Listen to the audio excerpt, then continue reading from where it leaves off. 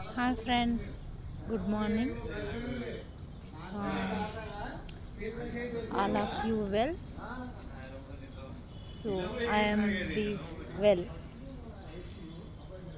Today I am live. So whenever live, God grace. Um, Today I am prayer for God. Uh, I am live. So thank you Jesus. So you tell thank you Jesus. You tell about you. Uh, I am blessed today. You also be blessed. Okay. Um, Today God promise, God given to me, and there also you given to God promise. To read the God promise.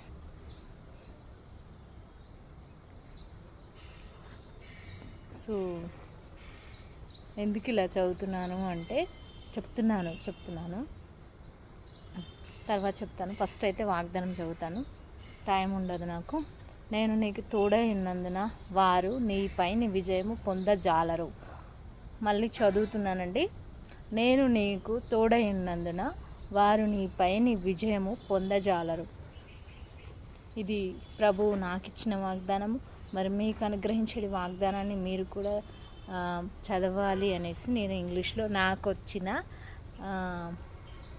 చిన్న బిట్లో మీకు చెప్పాను అనమాట. చదవండి అని ఎందుకు చెప్పాను అంటే, ఈరోజు మనకు ప్రేయర్ టాపిక్ ఏంటి అంటే చెప్పబోతున్నాను.